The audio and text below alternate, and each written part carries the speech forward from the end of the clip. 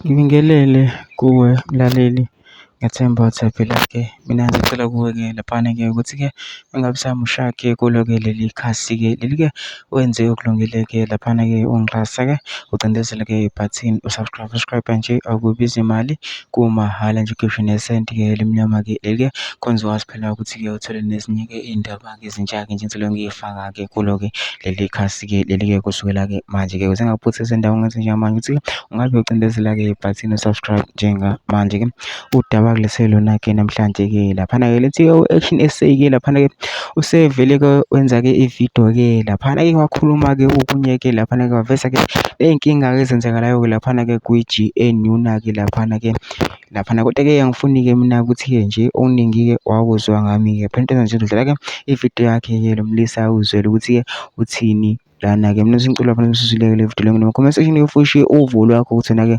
ucabangani-ke ngalo-ke lolu daba-ke lolu-ke bese uyangixhasa ucindezele-ke ibhathini subscribe nje akubizi imali kumahhala nje ukhishwe nesenti-ke elimnyama-ke leli-ke khonza ukwazi phela ukuthi-ke uthole nezinye-ke iy'ndaba ezintsha-ke nje ngizolobe ngiyifaka kulona-ke leli khasi-ke leli-ke kusukela-ke manje-ke nayo-ke le video-ke awuyithokozele.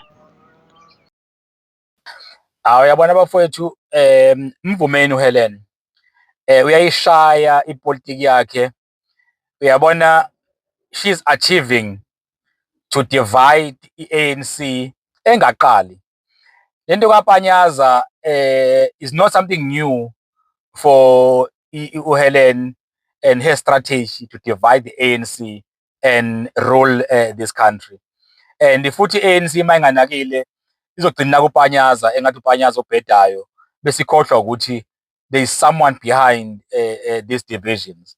I remember mina ngoba ngangikhona ngey'khathi ey'thize how we were assisting i-ANC ukuyi-divide ngama-motion okukhipha umsholozi.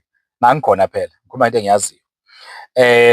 And i-DA there was always underground work eyayenziwa nabantu abathize within the ANC to divide the ANC, and even these terms of RETs and how RETs were becoming an enemy of the country. Yonke le yayenziwa behind the scenes. So namanje-ke hhayi iyalapho manje i-ANC yovuka late ukuthi hhayi ugogo uyayishaya into yakhe, uyabadivayida futhi uyabona njengamanje uyaqeda ngabo slowly, uyaqeda ngabo kuzoba nzima kakhulu.